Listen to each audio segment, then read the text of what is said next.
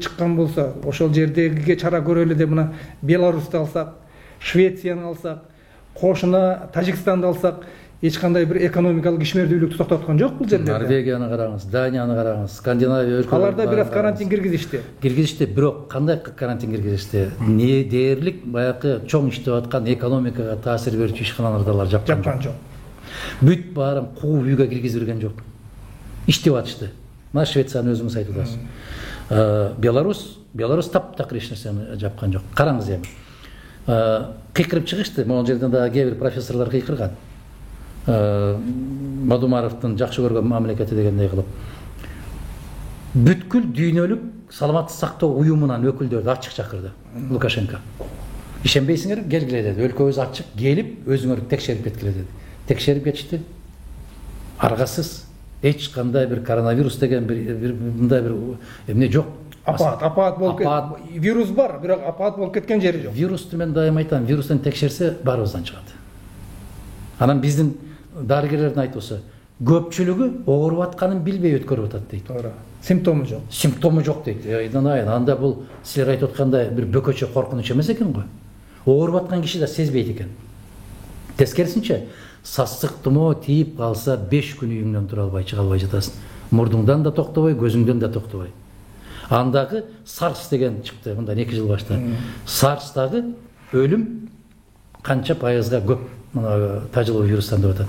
Бул оюн, дагы бир жолу айтам, бул аябай чоң оюн, а биздин баягы сабатсыз бийлик ошол оюнга кошулуп алды да. Үйүңдө бол, үйдө бол, үйүңө кир деп кыйкырбаган же бир артист калган жок, Караңыз, ошолор эртең уялса керек дейм да, ошо үйдө бол дей бергенден. Мен айттым эле, ошо үйдө бол десе, буудайды сен себесиңби? Картошканы сен олтургузасыңбы? Бакты сен карайсыңбы? Чөптү сен чабасыңбы? Малды жайытка сен чыгарасыңбы?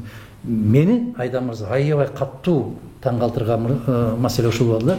Мына Ысык көлдүн бир жеринде ошол илдетке чалдыгып калды дегендерге күмөн болгондорду текшерүү үчүн бир аз кармай турган жерди киргизебиз деди. Караңызчы, элдин баары чыгып алып ташбаран калып, бул жерди кылбайбыз. Анан мен элестеттим. Биз не болдук? Биз кандай мыкаачылыкка барып калдык? Бизден неге ушундай сезимдер кетип калды?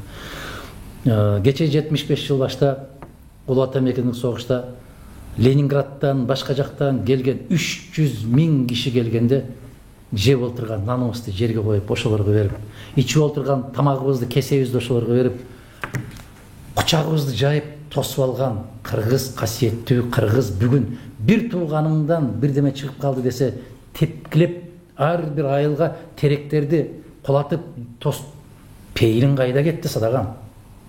Эмне пейил болуп калды Садагам, кыргызым, айланайын, кыргыз. Жүрөгүн алып бүттү да, кыргыздын жүрөгүн алып бүттү. Сен ушунчалык коркосуңбу?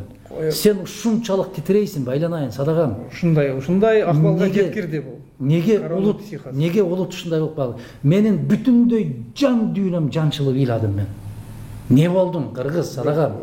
300 000 бөтөн элди кучагыңа батырып, бир кесе ичип аткан аталаңды бөлүп, 30-жылдагы ачарчылыкта дагы Казакстандан келгенде үйүңө киргизип төшөгүңө каткан кыргыз элең айланайын, Садагам. Сен кече ушу Ленинградтан, блокададан балдар келиптир деп өз кучагыңа алып, өз балдарыңды бактың эле го, Садагам, кыргызым. Бүгүн өзүңдүн бир бооруң ушундай болуп атса, неге тепкилеп атасың, айланайын? Не болдук биз, улут катары не болдук?